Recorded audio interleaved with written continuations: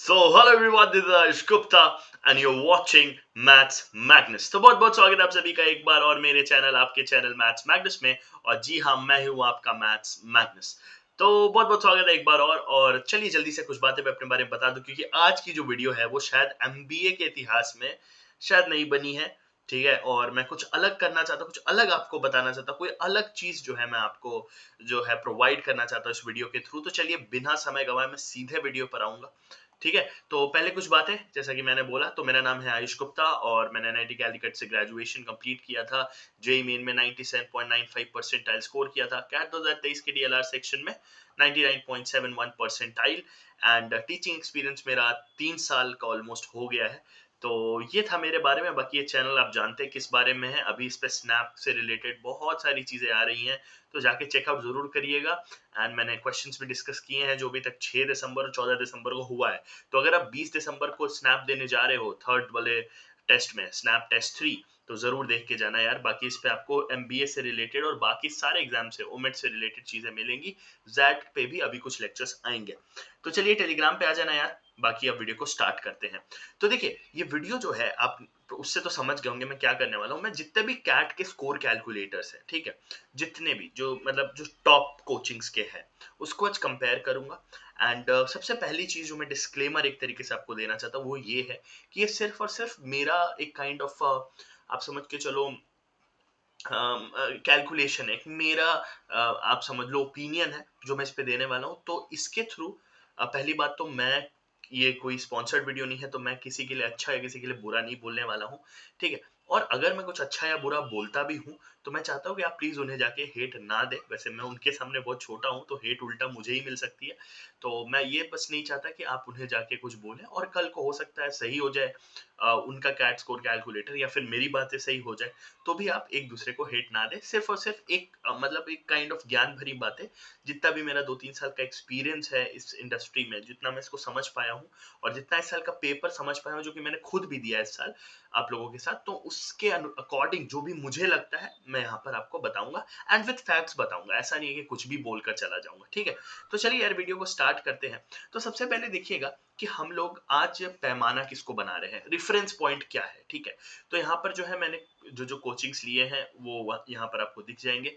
ठीक है, देखिए रेफरेंस पॉइंट मैंने लिया है कैट स्कोर 70 को। ये एक अच्छा स्कोर है। ठीक है, अच्छा स्कोर क्यों है? क्योंकि बहुत ज्यादा ऊपर भी नहीं है, 99 और 100 वाला भी नहीं है, थोड़ा नीचे ही है और एकदम भी नीचे नहीं है। ठीक है, और कहीं ना कहीं कैट में अगर आपका 90 टू 100% के बीच में आता है ना, तो ही मैं आपको बोलूंगा कि आपको जो है कंसिडर करना चाहिए। ठीक है, एमबीए को। अगर आपका थोड़ा नीचे है एंड इफ यू थिंक आप ठीक कर, मैं ये नहीं कह रहा कि 80 टू 90 वाले खराब है। 80 के नीचे वाले तो श्योर, देखो यार मैं सच बोलूंगा, 80 से नीचे आ रहा है तो एक बार जरूर सोचना। इन केस अगर आप बहुत ही ज्यादा ऐसे हो कि हाँ बहुत साल से घर बैठे हो, या हो सकता है आपका उतना अच्छा बैकग्राउंड नहीं है, तो ही जाना, क्योंकि 20 लाख के एमबीए पे 8 लाख का आरओआई नहीं जमता है। हाँ, 80 टू 90 वाले भी खराब नहीं है, उसको भी मैं एक्सप्लेन कर दूं। बस अगर आपको लगता है कि मैं एक बार और मौका दे दूं, अगर आपके सिचुएशंस ठीक है, अगर थोड़े भी ऊपर नीचे है, तो प्लीज एमबीए कर लेना यार। ठीक है, फिर मैं कुछ नहीं कह रहा। चले, तो कैट स्कोर 70 लिया है मैंने। ये एक मेरे स्टूडेंट का ही है, उसके वीआरसी में 20 मार्क्स, डीएलआर में 24 और क्वांट में 26।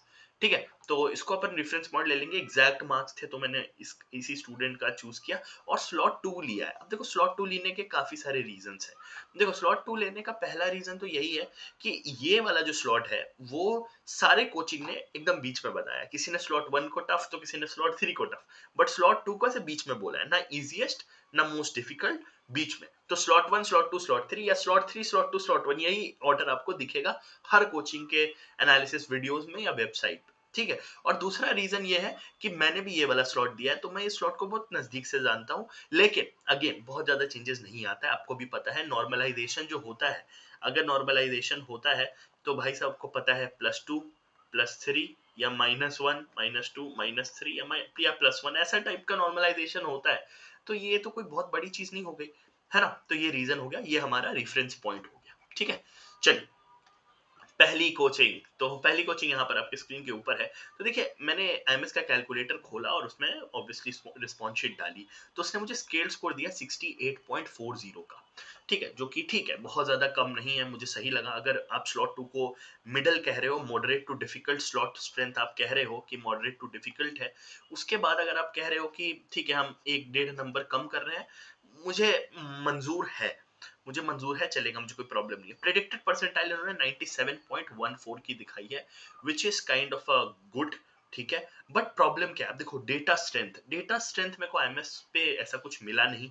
ठीक है, कि वो कितने डेटा पे बात कर रहे हैं, तो डेटा स्ट्रेंथ तो मैंने नॉट एप्लीकेबल डाला है। स्लॉट स्ट्रेंथ इन्होंने मॉडरेट टू डिफिकल्ट बोला है, जो कि मुझे लगता है सही है। और तीसरा है प्रेडिक्टर स्ट्रेंथ वीक है, ड्यू टू मेनी रीजंस। मैं कहूंगा वीक है क्योंकि डेटा एक तो है नहीं, और होगी भी तो मुझे लग रहा है इसकी बहुत कम होगी IMS के पास इस समय। ठीक है, प्रॉपर एनालिसिस नहीं अवेलेबल है। इन्होंने जो डेटा पॉइंट्स है उस पर ढंग से बात नहीं करी हुई है, ना वेबसाइट पे ना कहीं पर। एंड अगेन मुझे ऐसा फील हुआ स्लॉट 1 स्लॉट, क्योंकि मैं आपको शो स्लॉट 2 के उस बच्चे के मार्क्स कर रहा हूँ, बट मैंने बहुत लोगों के प्रेडिक्टर्स परसेंटाइल प्रेडिक्टर में डाल के चेक किया है, तो मुझे बहुत ज्यादा वेरिएशन देखने को मिला है। इसलिए मैं बोलूंगा प्रेडिक्टर स्ट्रेंथ इसकी वीक है। ठीक है, प्रेडिक्टर स्ट्रेंथ वीक होने का मतलब है कि मेरे अनुसार मुझे ऐसा फील होता है कि ये इसका जो प्रेडिक्टर है वो उतना ज्यादा बढ़िया नहीं नजर आ रहा है मेरे हिसाब से। ठीक है, मेरा वर्डिक्ट मुझे लगता है विल नॉट फॉलो। तो मुझे लगता है IMS को आप फॉलो नहीं करें। ठीक है, ये जो परसेंटाइल्स आएंगी वो उतना फॉलो नहीं करेंगी। अब देखो, ऑब्वियस ही बात है, कुछ डिफरेंसेस तो होंगे, बट मुझे ऐसा फील हो रहा है यहाँ पे ज्यादा डिफरेंसेस हो सकते हैं। हाउएवर जो स्केल स्कोर वो दिखा रहा है ना, ये मेरे हिसाब से टॉप नॉच है।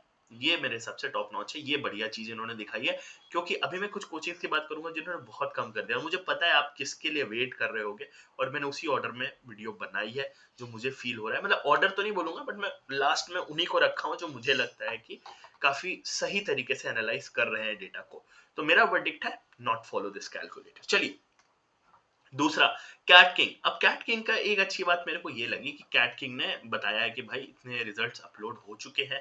हाउएवर मैं एक चीज बोलूंगा, मैंने जब इसमें 4-5 डाले, तो ये उतना वेरी नहीं किया total CAT score result uploaded वाले। तो हो सकता है स्लोली स्लोली अपडेट होता होगा।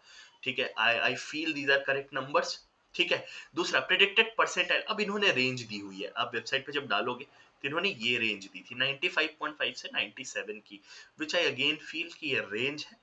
ठीक है, डेटा स्ट्रेंथ 3.5 आउट ऑफ 5, या क्योंकि डेटा ठीक है, क्योंकि जो हाईएस्ट डेटा भी जिस कोचिंग के पास है वो भी ऑलमोस्ट इससे 20-30 हजार ज्यादा है, या ऑलमोस्ट 20 हजार ज्यादा है, 30 भी नहीं, 20 हजार ज्यादा है। तो ये फिर भी अच्छा डेटा दे रहा है। कई तो डेटा भी नहीं बता रहे कि उनके पास कितना है। इन्होंने भी मॉडरेट टू डिफिकल्ट रखा है स्लॉट स्ट्रेंथ को। स्लॉट 2 की बात करें तो अगेन इन्होंने ये वाला ऑर्डर बताया है कि स्लॉट 3 जो है वो सबसे डिफिकल्ट रहा है। ठीक है, तो स्लॉट 3, स्लॉट 2, स्लॉट 1। अब प्रेडिक्टर स्ट्रेंथ तो है मेरे अकॉर्डिंग इसकी भी वीक है। इसके भी कई सारे रीजंस है कि पहली बात तो आपने एक रेंज दे दी, तो बच्चा तो यही यही बैठा हुआ है ना कि भाई 97 के ऊपर आएगा कि 97 के कम आएगा, कि 95 के ऊपर आएगा कि 95 के कम आएगा। तो रेंज देने से आई फील कि ये तो बहुत सेफ खेल गए हैं। ठीक है, मतलब बहुत ही सेफ सेफ चले हैं स्कैट किंग वाले। बट आई स्टिल फील कि ठीक है, कैलकुलेटर में इनके पास जो डेटा पॉइंट्स है वो बहुत अच्छे हैं। तो मेरा वर्डिक्ट इसको लेके भी होगा नॉट फॉलो। क्योंकि ये तो आप फॉलो करोगे ही क्या, आप तो ऐसे लेके 1.5% 2% का रेंज तो आपके मन में भी होगा ना, इतना रेंज तो आपके मन में भी होगा। So I will say not follow. चलिए, नेक्स्ट आते हैं 2IIM पे। अब देखिए 2IIM का जो प्रेडिक्टर था वो पहले बात परसेंटाइल दे भी नहीं रहा है, तो ये तो वहीं का वहीं मैं रिजेक्ट कर देता हूँ। डेटा स्ट्रेंथ के बारे में कोई बात नहीं है। स्लॉट स्ट्रेंथ को इन्होंने मॉडरेट बताया, प्रेडिक्टर स्ट्रेंथ वीकेस्ट। तो ये मुझे लगता है, खैर इन्होंने कुछ बताया ही नहीं है तो इसको हम वैसे मुझे रखना नहीं चाहिए था इस सीरीज में। लेकिन फिर भी मुझे लगता है कि अगर इन्होंने कैट स्कोर कैलकुलेटर नाम से कुछ बनाया है, और दूसरी बात डेटा स्कोर्स भी अपडेटेड नहीं है। यानी कि जिस बच्चे के 70 मैंने डाले ना, तो उसके 70 नहीं आए, उसके कट के आए हैं 12 नंबर। तो उसका 58 मार्क्स दिखा रहा था। उसके एक्चुअली 4 थीटा सही हुए थे, तो 12 मार्क्स उसके और आए हैं, लेकिन उस 58 ही दिखा रहा था। तो अगेन आई थिंक इसका तो भाई ऑब्वियसली नॉट फॉलो।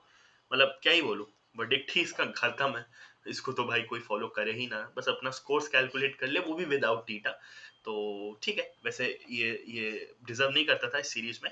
चलिए, ओके, देन नेक्स्ट आता है आई क्वांटा। अब यहाँ से जो है थोड़ा सा बिल्डअप तेज हो रहा है। देखिए इसके पास जो है कैट किंग जितने ही डेटा पॉइंट्स हैं, तो अगेन इसका डेटा स्ट्रेंथ भी मैंने 3.5 रखा है आउट ऑफ 5। अच्छा, अब प्रेडिक्टेड पंच स्टाइल इसने 95.2 दिखाई है। आप देखेंगे तो इसने 95.5 दिखाई थी और इसने 97.14, तो ये अभी तक का लोएस्ट है आई क्वांटा का, ठीक है।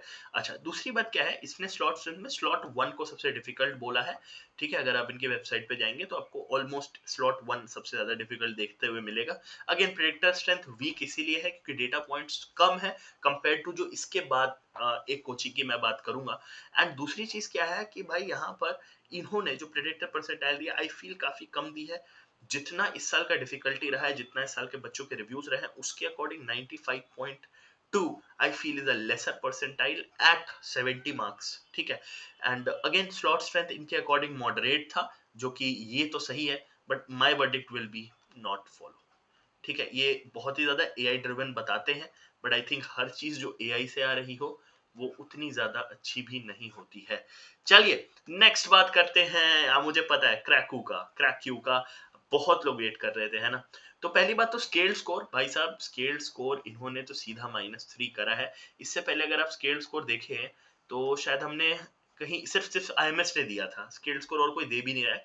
आईएमएस ने कहा 1.5 नंबर काटते हैं, चलिए इन्होंने 3 काट लिए, ऑलमोस्ट डबल काट लिए, तो हम इन्हें चलिए दे देते हैं कि भाई आपके पास डेटा पॉइंट 63,000 है आपके अनुसार, ठीक है, तो चलो आप ले लो, ठीक है। ऑब्वियसली डेटा स्ट्रेंथ इनका हाईएस्ट है 4.5 आउट ऑफ 5। हाउएवर मैंने 5 आउट ऑफ 5 क्यों नहीं दिया, क्योंकि 63,000 is only 1/5 of the total exam takers, ठीक है।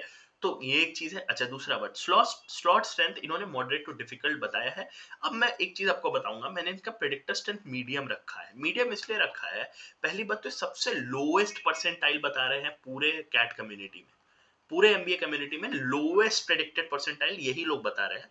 दूसरा चीज, अब मैंने इसका मीडियम से इसलिए रखा है क्योंकि डेटा पॉइंट्स बहुत है, अदरवाइज मुझे इसमें बहुत फ्लॉज है, जो चलिए एक एक करके मैं आपसे डिस्कस कर देता हूँ। पहला फ्लॉ जो ये है कि इन्होंने स्केल स्कोर बहुत ज्यादा वो किया है, ठीक है, मतलब डाउन किया है। दूसरा मुझे इनसे प्रॉब्लम ये है कि इन्होंने जो है आपका क्या कहते हैं स्लॉट का, मतलब स्लॉट का डिफरेंशिएशन ठीक से नहीं किया है।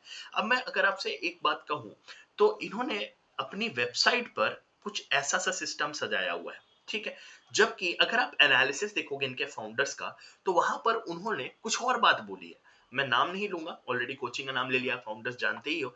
वो जो सबसे मेन जो सर है उनके, उन्होंने कुछ और बात करी हुई है अपने एनालिसिस वीडियोस में। उन्होंने स्लॉट 1 को डिफिकल्ट बोला है, स्लॉट 2 को सुपर इजी काइंड ऑफ कुछ बोला था। मतलब there is a huge differentiation between what is on website, ठीक है, what is the predictor showing. Predictor बहुत गलत दिखा रहा है। प्रेडिक्टर क्या कर रहा है, जैसे स्लॉट 2 में वीए के मार्क्स बढ़ा रहा है, डीआईएलआर, ठीक है, और क्वांट के मार्क्स ट्रेजिकली गिरा रहा है, बहुत ज्यादा ज्यादा गिरा रहा है, ठीक है।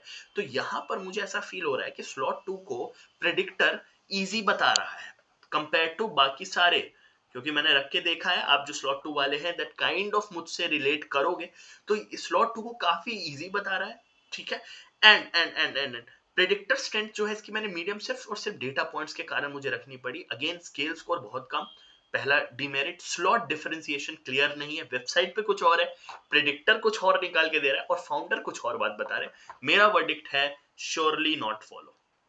अब आप कहोगे सर आप तो कहते लास्ट में वाले में फॉलो होगा। देखो यार, अगर ये फॉलो कर गया, क्योंकि बहुत लोग बोल रहे हैं कि लास्ट ईयर सबसे क्लोज अगर कोई था तो क्रैको था। एक तीसरा पॉइंट जो मैं आपसे बताऊंगा वो ये था कि मुझे देखिए ये बहुत ही ज्यादा टेक्निकल पॉइंट है, और अगर मैं ये पॉइंट रखूंगा ना तो मैं क्वेश्चन कर रहा हूँ क्रैको को, और मे बी अगर ये वीडियो उन तक पहुंचेगी तो मे बी शायद वो रिप्लाई भी करे। देखिए ये कोई हेट नहीं है, मैं सिर्फ एक बात कह रहा हूँ कि जब स्टार्टिंग में सारे अगर हम कैलकुलेटर्स की बात करें तो ये फर्स्ट टाइम कैट के इतिहास में हुआ है कि टीटा क्वेश्चंस नहीं थे आंसर की में, और जब हमने इस कैलकुलेटर्स में डाले तो कई डेटा पॉइंट्स, मुझे ऐसा फील होता है, आई एम नॉट श्योर ये लोग बोलेंगे तो कितना सच बोलेंगे, और अगर बोल रहे हैं तो किया भी है कि नहीं, और अगर किया है तो ठीक है। कई सारे डेटा पॉइंट्स यानी कि कई सारे लोगों के response sheet without data upload हुए थे स्टार्टिंग में। मुझे लगता है शुरू के तो इनको 10-20 हजार विदाउट डेटा ही मिले हैं। और क्या इन्होंने वो डेटा पॉइंट्स भी कंसिडर किया है? अगर इन्होंने ये डेटा पॉइंट्स भी कंसिडर किया है, और उसके बाद देखो उसके बाद क्या हुआ होगा, शुरू के 20,000 आ गए, उसका 30,000 लोगों ने डाला, तो लोगों ने अपना टीटा काउंट करके डाला, और टीटा काउंट करके डाला तो क्या हुआ, एकदम से इनको बड़े बड़े स्कोर्स मिलने लगे। अगर 12 नंबर 15 नंबर कम कम के स्कोर्स मिलेंगे, और एकदम से जो आपका सिस्टम है उसको 20 नंबर 12 नंबर 8 नंबर ऐसे बड़े बड़े स्कोर्स मिलने लगेंगे, तो वो यही शो करेगा कि भाई क्या कहते हैं, बहुत ज्यादा डिफरेंस है। इसलिए आप इसमें रख के देखोगे ना, तो बहुत ज्यादा स्केल डाउन कर रहा है, क्योंकि इनके पास बहुत ज्यादा एक्सेस डेटा पॉइंट्स है जो बहुत ज्यादा ऊपर के स्टूडेंट्स के हैं, जो कि ये बता रहा है कंपेयर टू बाकी बच्चों के लिए कि पेपर भाई इजी आया था। अब आप एक चीज और सोचो, देखो डेटा पॉइंट क्यों और इम्पोर्टेंट होता है, वो भी मैं आपको बताऊंगा डेटा पॉइंट क्यों इम्पोर्टेंट होता है। देखो एक काम करते हैं, एक लास्ट वाला और हम लोग देख लेते हैं जो कि सबसे इम्पोर्टेंट है मेरे नजर में, वो है सीएल का, करियर लॉन्चर का। अब देखो करियर लॉन्चर का मैं क्यों थोड़ा सा, मेरा अंदर एक हल्का सा वो जो फैन वाला बात आ जाता है ना, फैन तो बहुत बड़ा वर्ड हो गया, फैन तो मैं नहीं हूँ, क्योंकि मैं खुद जो है वो चैनल चला रहा हूँ, बट मैं इनका थोड़ा सा ये हूँ क्योंकि एनालिसिस बढ़िया से करते हैं। ठीक है, मेरे को इनका एनालिसिस वाला सिस्टम अच्छा लगता है। अब देखो स्पॉन्सर्ड वीडियो नहीं है यार, प्लीज स्पैम मत करना, स्पॉन्सर्ड बिल्कुल नहीं है, मेरे को किसी से कोई लेना देना नहीं, मैं खुद चला रहा हूँ, और एक खुद सिंगल आइडेंटिटी हूँ, मैं खुद चाहता हूँ मैथ्स मैग्नस एमबीए कम्युनिटी में ऊपर आए। ठीक है, अच्छा सुनो, स्केल स्कोर ब्यूटी है इनका, स्केल स्कोर ब्यूटी है, पहला वाला भी जो है इन्हीं के आसपास था। अगर मैं उसमें जाऊं तो यहाँ भी ये ब्यूटी ही था, कहाँ गए आईएमएस में, ऑलमोस्ट सेम स्केल स्कोर ये लोग भी बता रहे हैं, आईएमएस और सीएल। और काइंड ऑफ इंडस्ट्री लीडर्स पढ़ाई में अगर बोले तो अभी ये दोनों ही चल रहे हैं, टाइम भी चलता है and वैसे तो बहुत कुछ है, रोधा भी है आपके पास, एंड बहुत सारी कोचिंग्स है। अब सुनना ध्यान से, प्रेडिक्टेड परसेंटाइल इसने सबसे हाईएस्ट बताई है। ठीक है, हाईएस्ट बताइए। अब सुनो, ये मैं इसलिए नहीं बोल रहा हूँ ताकि मैं आपको कुछ ऑप्टिमिस्टिक सा वो दूं, ठीक है, या मैं आपको काइंड ऑफ एक होप देके चला जाऊं इस वीडियो से। मैं ये नहीं कह रहा हूँ 97.95 आ जाएगी 70 मार्क्स पे। एक बार सुनना ध्यान से मैं क्या बोल रहा हूँ। डेटा स्ट्रेंथ इनकी पहली बात तो मुझे नहीं मिली, ठीक है, इसलिए मैंने इनको उन्हीं के रेंज में रखा है। डेटा स्ट्रेंथ मैंने देखा था तो मुझे 2-3 जगह अलग अलग नंबर्स दिख रहे थे, लेकिन मुझे अच्छे से याद है मैंने कहीं पे 20-25 हजार जैसा कोई फिगर देखा था, तो it is still lesser, it is still lesser than बाकी सारे जो आपको दे रहे हैं। बट सुनना ध्यान से, slot strength moderate to difficult, ठीक है, स्लॉट स्ट्रेंथ इनके अनुसार मॉडरेट टू डिफिकल्ट है, जिससे मैं बहुत ज्यादा अलाइन करता हूँ, जिससे मैं बहुत ज्यादा अलाइन करता हूँ। दूसरा, स्लॉट वन को ये लोग सबसे डिफिकल्ट बता रहे हैं, then slot two, then slot three. अब सुनना, अगर इस साल के पेपर थोड़े अजीब आए थे खास करके डीएलआर के कारण, तो सबसे ज्यादा साइकोलॉजिकली अगर कोई अफेक्ट हुआ है तो स्लॉट वन हुआ है। पेपर कौन सा डिफिकल्ट है वो तो देखो अगले साल बच्चे सॉल्व करेंगे, इस साल के पेपर्स तो वो लोग मन में सोचेंगे अरे ये लोग तो बेकार है भाई, इनको ये टफ लग रहा था, हो सकता है पेपर टफ नहीं आया हो, बट वो जो साइकोलॉजिकल इम्पैक्ट पड़ा एलआर का, वो डीआर सॉरी वो क्यूए में भी कंटिन्यू किया, जो डीएलआर में आपको साइकोलॉजिकल इम्पैक्ट पड़ा वो क्यूए में भी कंटिन्यू किया। कई लोग कह रहे हैं कि स्लॉट टू का डीएलआर इजी था, देखो मैंने खुद लिखा है, I would say it was okayish, लेकिन स्टिल उसमें ऐसे सेट्स थे जो आपको डायरेक्ट सॉल्व होने पे नहीं मिले। बड़े बड़े एमबीए इन्फ्लुएंसर्स ने भी एक बात बोली है, एमबीए इन्फ्लुएंसर्स ने भी एक बात बोली है कि भाई सेट ऐसा दो जिसमें 10 मिनट लगे तो लगे, बट वो 10 मिनट के बाद आंसर आ तो आए। ऐसा ना हो कि 10 मिनट पहले उसको क्रैक करने में लगे और फिर उसको सॉल्व करने में अगले 15 मिनट लगे। समझ रहे हो, फर्क होता है। सेट क्रैक कर लिया, अब आंसर बस देख के मार्क करना चाहिए, देख के मार्क करना चाहिए, देख के मार्क करना चाहिए। इन्होंने सॉल्विंग भी डाल दी है, ठीक है। तो डीआईएलआर का जो भूत है, डीएलआर का जो डर है, वो क्यूए को खराब करता है। डीएलआर खराब करने का जो एक काइंड ऑफ मेंटल आप समझ सकते हो असेसमेंट है, वो क्यूए में भी कंटिन्यू करता है। आप करोगे इसको। अब देखो मैं खुद जब गया था स्लॉट टू में एग्जाम देने, तो स्लॉट वन में मेरे दोस्त ने मुझसे बात करी, ठीक है, तो उसने बोला कि भाई भाई बहुत टफ आया था, अजीब सा था, मतलब टफ नहीं आया तो उसने बोला भाई थोड़ा बेकार सा पेपर था, मेरा खराब हो गया, थोड़ा आराम आराम से अटेम्प्ट करना। But when I went to slot two, तो वो चीज भी थोड़ी सी कैरी ऑन करती है, but at the same time I knew कि मुझे पेपर अपने अकॉर्डिंग करना है, हो सकता है स्लॉट टू स्लॉट वन जैसा ना आए, ठीक है, लेकिन मन में एक चीज रह जाती है, ठीक है। और स्लॉट वन वाले बच्चों ने ये चीज बोली थी, ठीक है, जो मैं स्लॉट टू को लेकर नहीं बोला। अगेन स्लॉट थ्री में लोग कह रहे क्वांट बहुत डिफिकल्ट आई थी, हो सकता है डिफिकल्ट आई थी। स्लॉट टू की लोग कह रहे मैनेजेबल थी, स्लॉट वन में भी लोग कह रहे डिफिकल्ट थी, इसलिए स्लॉट टू को बीच में ही रखा है सबने, इन्होंने भी रखा है। मुझे ये अरेंजमेंट थोड़ा बेटर लगता है, ये अरेंजमेंट और भी कोचिंग्स ने दी है, बट इन्होंने ऊपर की भी सारी चीजों के साथ ये चीज दिया। अब सुनो, प्रेडिक्टर स्ट्रेंथ मैंने इनका मीडियम टू हाई क्यों रखा है? ठीक है, देखो होता क्या है, अगर आप किसी भी इंडस्ट्री में हो, ठीक है, परसेंटाइल, पहली बात तो परसेंटाइल कैसे बनता है? Percentile is always reference to whom? Toppers. Toppers के रेफरेंस से होता है, समझ रहे हो?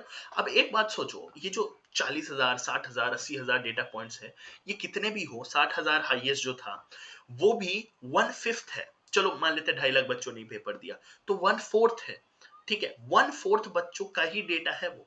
दूसरी बात, अगर कोई टॉपर है जो 130, 140, 120, 125, 135, 145 ला रहा है, क्या आपको लगता है सबके सब ने कैलकुलेटर्स यूज करके अपना परसेंटाइल निकाला हो? मुझे ऐसा कम फील होता है। देखो एक टॉपर है, उसने अपना पेपर दिया, काम खत्म हुआ, वो फ्री घूम रहा है, या फिर अगर उसको जैट की तैयारी करनी है तो जैट कर रहा है, ठीक है, वो ये सब में लगा हुआ है, वो यहाँ पर परसेंटाइल प्रेडिक्टर में अपना स्कोर नहीं चेक करता है। दूसरी बात, कहीं ना कहीं यहाँ पर आपको ओवरऑल जो हम बात करते हैं यू नो लोगों की, वो आती है टॉपर से, ठीक है। अब करियर लॉन्चर का जो मॉक्स है वो सबसे ज्यादा सेल होता है according to whatever resources are there, एक सीएल और एक आईएमएस, ठीक है।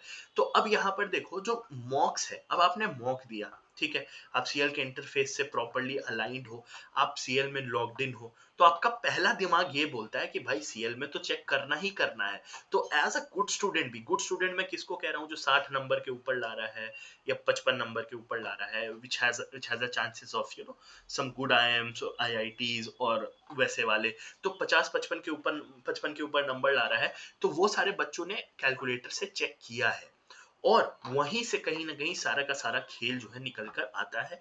और कहीं ना कहीं मुझे ऐसा फील होता है कि ये प्रिडिक्टेड परसेंटाइल इसके आसपास रह सकती है। देखो अगर हम बाकियों की तरह इसको काफी ज्यादा वो कर दे कि भाई पेपर उतना इजी नहीं था, और पता है सब लोग एक मेजॉरिटी गलती क्या कर रहे हैं, वो लोग इसको कंपेयर कर रहे हैं 2024 के पेपर से। मतलब कईयों का कहना है 2024 और 2025 बहुत सेम है, और अगर आपका ये कहना नहीं भी है, तो भाई साहब कोचिंग के जो आपके प्रिडिक्टर्स हैं वो तो यही बात को कंफर्म कर रहे हैं ना, वो तो यही बात को कंफर्म कर रहे हैं। आप भले मुंह से नहीं कह रहे हो, बट आपका प्रिडिक्टर तो यही बता रहा है कि 2024 और 25 में सेम मार्क्स पे सेम परसेंटाइल आएगी। यहाँ तो बात चल रही थी कि 2025 जो है, 2025 जो है वो 2024 से टफ है, सबने यही बात पे अग्री किया था कि नहीं किया था, और 2023 से कम है। लेकिन आपका परसेंटाइल प्रेडिक्टर तो कुछ और कह रहा है। अगर आपका परसेंटाइल प्रेडिक्टर 70 मार्क्स पे भी हमें सिर्फ 95 परसेंटाइल दे रहा है, तो फिर तो सीधा बोलो ना कि ये 2024 से भी इजी है या 2024 के बराबर है। तो ये वाली चीज या तो क्लैरिटी दे दो यार, नहीं तो अपना परसेंटाइल प्रेडिक्टर बदलो। एक और चीज जो मैं यहाँ पर आपको बता दूं कि ये जो डेटा पॉइंट्स है ये मैंने 2-3 दिन पहले निकाले हैं। कई कोचिंग रोज या फिर हर 4 घंटे पे अपना डेटा बदल रहे हैं, तो हो सकता है आपका अगर सेम काइंड ऑफ मार्क हो आप उसमें डालो तो कुछ वेरिएशन आए। बट हाँ, ये डेटा पॉइंट 2 दिन पहले दिए गए हैं, तो वैसे अब कोई फर्क नहीं पड़ता यार, ये कैलकुलेटर निकाले अब ऑलमोस्ट 10 दिन से ऊपर का समय हो गया है, तो अब तो आपका अपना सेट कर लेना चाहिए, ठीक है। तो ये थी ओवरऑल बात, तो मेरा वर्डिक्ट होगा क्लोजेस्ट। क्लोजेस्ट तो अब आप पूछोगे सर तो 70 नंबर पे आपके हिसाब से 97.95 बननी चाहिए? नहीं, नहीं, 97.95 नहीं बनेगी। अगर आप मुझसे पूछोगे, देखो मैं आपको कोई टेबल नहीं देकर जाऊंगा कि आप अपना देखो मार्क्स देखो वो करो। हो सकता है मेरी सारी की सारी बातें गलत निकल जाए, ठीक है, ये भी हो सकता है क्योंकि सीएल के पास थोड़ा सा वो कम है, डेटा पॉइंट्स मुझे लगता है कम है कंपेयर टू क्रैकू। लेकिन कहीं ना कहीं मुझे, मैंने जो आपको पॉइंटर्स दे दिए हैं, चाहे वो मॉक वाला पॉइंटर हो, चाहे वो टॉपर परसेंटाइल वाला पॉइंटर हो, और इवन सीएल भी कंप्लीटली करेक्ट नहीं है, यही बात मैं अभी एक्सप्लेन करूंगा। तो आप अगर आप मुझसे पूछोगे कि 70 पे कितना, 70 पे कितना, ठीक है, तो मैं आपको बता दूं 70 पे आपका आराम से 97.5 प्लस बनेगा। अब वो प्लस का मतलब आप क्या समझते हो वो आप खुद देख लो, ठीक है। तो यानी कि जिन्होंने भी और दिखाए हैं, ये तो नहीं, ये तो नहीं, ये तो नहीं, ये काइंड ऑफ अगर 97 के आसपास रहेगा तो मैं इसको सही बोलूंगा। 97.5 प्लस मैंने बोला है, 97.5 भी चलेगा, ठीक है, और कहीं ना कहीं ये भी मुझे सही लगा, ठीक है। थोड़ा इससे ऊपर ही जाना चाहिए 70 मार्क्स की अगर मैं बात करता हूँ तो, ठीक है। तो ये मेरा ओवरऑल वो था, मतलब एक काइंड ऑफ एनालिसिस था। अगर मैं इसको काइंड ऑफ समराइज करूँ तो देखो यार, पहली बात तो डेटा पॉइंट्स 1/4 है, जो कि मुझे लगता है थोड़े से कम है। दूसरा बात, जो भी होता है वो कंपेयर टू टॉपर होता है, ठीक है। एंड टॉपर से ही सारा कुछ डिसाइड होता है, और सारे टॉपर्स अपना परसेंटाइल उतना चेक नहीं करते हैं। उन्हें पता है ये वाला हो गया, आगे बढ़ो, 99.5 के ऊपर ही आएगा, ठीक है। तो कहीं ना कहीं वो सारा जो डेटा पॉइंट है, ये जो ऊपर देखो एक कर्व बनता है, ठीक है, एक कर्व बनता है। बहुत सारे बच्चे एक पर्टिकुलर मार्क्स पे होते हैं, ठीक है, पर्टिकुलर मार्क्स पे होते हैं, फिर यहाँ पे एक स्पाइक आता है, ठीक है, एक स्पाइक आता है। ये वाला स्पाइक पे बहुत कम बच्चे होते हैं, और बाकी पूरा दुनिया यहीं बैठा हुआ है, ये इधर इधर इधर 30 से, ये इधर इधर इधर इधर इधर इधर ये वाले में, ठीक है। तो ये कंपैरिजन पॉइंट्स आपके लिए बहुत इंपॉर्टेंट है, जिसपे बहुत कम बच्चे हैं, 100 के ऊपर जिसपे बहुत कम बच्चे, ठीक है। ये 50 से लेकर 80 तक पे बहुत बच्चे होते हैं। तो यही बात है। ओवरऑल वीडियो थोड़ी सी लंबी हो गई है, बट मैं वही चीज आपसे बोलूंगा कि मेरे अकॉर्डिंग ये है। बाकी देखते हैं क्या होता है। रिजल्ट आने के बाद हो सकता है मैं पूरी तरीके से गलत हो जाऊं, मैं इसको मानने में कोई वो नहीं कर रहा हूँ। ना मैं यहाँ पे आपसे कोई दावा करूंगा कि मैं बेस्ट हूँ इंडस्ट्री में, नहीं। मैं बहुत अभी छोटा आदमी हूँ, लेकिन I feel this time Career Launcher would be the closest. Cracku ने थोड़ा सा इस बार मुझे डिसअपॉइंट किया है, लेकिन ठीक है, हो सकता है क्रैक्यू जीत जाए भाई, हो सकता है क्रैक्यू जीत जाए, लास्ट ईयर की तरह क्रैक्यू ही क्लोजेस्ट हो जाए, ठीक है। तो मैं बेस्ट नहीं हूँ, पहली बात। I am just I have done an analysis. तो आप ये वीडियो को प्लीज एनालिसिस की तरह ही देखना। And love at all the sites to all the coachings. देखो यार, वो हमारे लिए इतना कुछ करते हैं, ठीक है। आप वो मतलब भाई पूरा स्कोर कैलकुलेटर बना के बैठे हैं, वो आपको बोलते हैं भाई जल्दी जल्दी जल्दी। देखो वो एंजाइटी आपकी कम करने की कोशिश में है, ठीक है। कोई ऐसा नहीं है कि वो करे, वो उसके पीछे उनका अपना मार्केटिंग गिमिक होगा, वो उनका मार्केटिंग का आइडिया होगा, उनको उनके थ्रू आपके डेटा मिल रहे होंगे, वो अलग चीज है। लेकिन स्टिल वो आपकी एंजाइटी को कितने लेवल पे कम करते हैं। कई लोगों के लिए बढ़ भी जाती है, जो हो सकता है 98 प्लस सोच रहे हो, उनको वो 95 to 96 दिखा रहा हो, ये भी होता है। लेकिन हाँ, कहीं ना कहीं इंटेंशन अच्छे भी होते हैं, और वो आपके लिए थ्रू आउट द ईयर बहुत कुछ करते हैं। हर कोचिंग खुद में एक बहुत इंपॉर्टेंट है, और ये हमारे एमबीए कम्युनिटी को बहुत स्ट्रांग बनाती है।